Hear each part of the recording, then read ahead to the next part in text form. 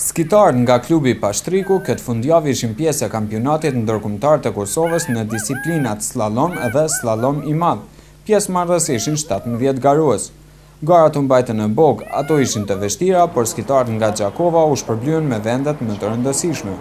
Kena marrë pjesë në Kupën Internacionale të Kosovës, në kampionati i Kosovës, slalom të madh.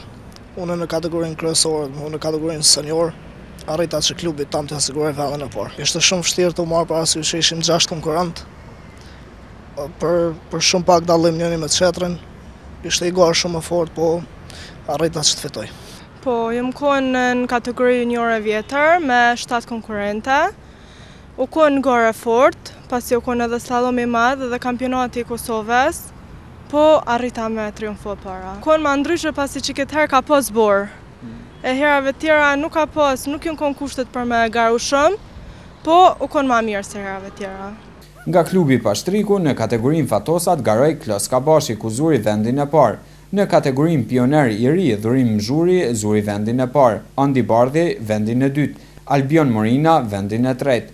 Tek pionerët e vjetra, Mjelma Bardhi vendin e parë, Adea Haxhidauti vendin e dytë, tek seniorët, Elza Gjaravina vendin e dytë. Kurse tek seniorët, vendin e parë e siguroi Egzon Gjaravina.